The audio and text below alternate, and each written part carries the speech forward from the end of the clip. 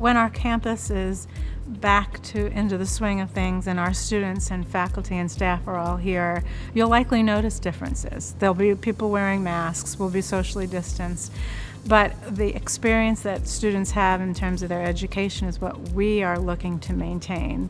The integrity of that education and the core of the mission of this institution is really what's been our focus, in addition to the important health and safety precautions, and we're really excited to have everybody back. In planning for our return for the fall semester and in looking at our courses and our academic affairs plan, we decided that it was important to remain as much as possible in a seated classroom environment. That's how we define an Endicott classroom experience, and that's what our students are looking for. So in looking at the size of our classrooms and the enrollments in all of our classes, we had to then look at the size and the space of the classrooms available and to ensure that we have the appropriate social distancing and the safety and health and effective workplace for our students. That then led us to determine that at least 70% of our classes can be taught 100% in a seated capacity. And then an additional percentage of our classes can be taught in a hybrid format. And that means that sometimes the students will be seated and sometimes they'll be accessing the class remotely. For our seated classrooms, because of the safety precautions that we have in place, the students who walk in will see places where they have to specifically sit in order to maintain the social distancing. All of our students and faculty will have to wear masks throughout in that indoor environment.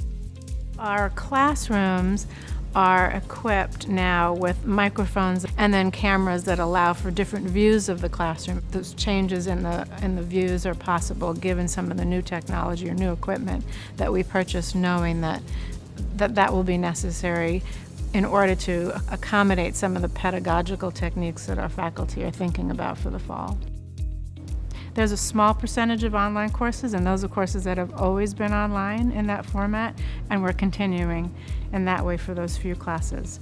All of our courses, though, because of the technology now available, will be accessible to students who need to access their classes remotely because of an illness. Because of the testing that we're putting in place, it'll allow us to know who can be on our campus and who can be around others. If a positive test comes back, given the technology that we have in our classrooms, a faculty member can teach remotely and the students can still be there, or they can teach remotely and the students can be remote. If a student tests positive and we have the requirements in place of where that student needs to isolate or quarantine, depending upon the circumstances, that's when remote access to our classes is available, because we don't want to interrupt the educational experience. We want to give them that option, but we still want to focus on what the seated classroom is all about at Endicott. So our internship is an essential component of who we are as Endicott College. Of course, that means going outside the campus. So our director of our internship program, Dale McLennan, has been working very hard to look at what types of opportunities we have that can both maintain the integrity of the program but also provide the needed flexibility. So what that means is that we'll still have students who will be going off campus for their internships off-site, but we're also looking at remote opportunities as well. So can students have the same type of experience working with the supervisor and still be able to have the same kind of experiential learning that's the integral part of the internship, but doing so remotely?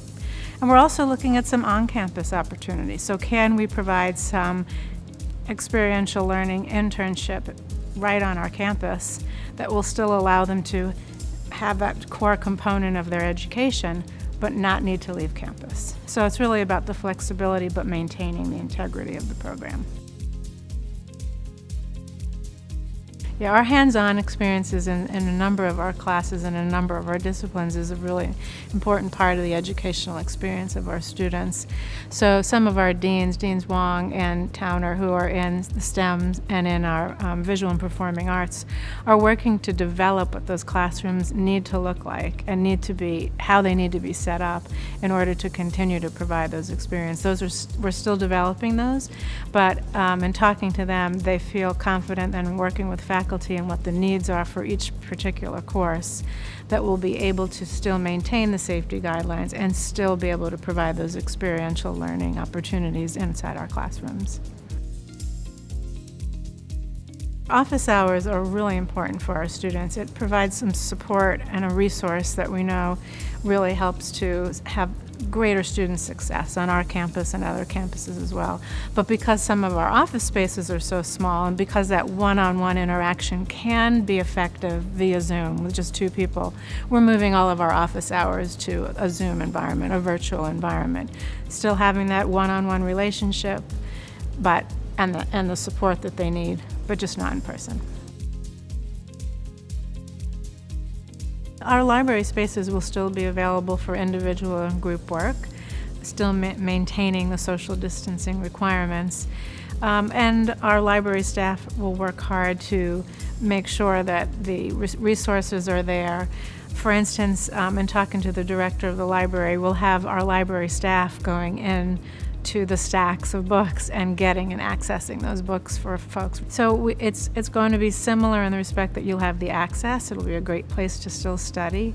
It's just about maintaining some of those safety guidelines still, and some of the spaces might look a little bit different, a little bit less crowded. We're taking out furniture that no longer will be accessible to people because it was too much of a crowded space.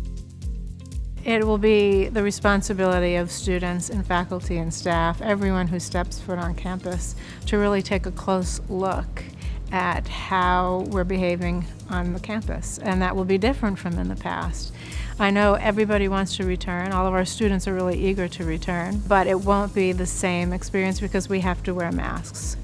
We have to be socially distanced. And we have to make sure that we are accountable for our own behaviors and for the behaviors of those around us. So it's going to be a little bit different of an experience, but we look forward to having all of our students back on campus as we put all the necessary health and safety precautions in place so that they can experience a healthy and effective learning environment.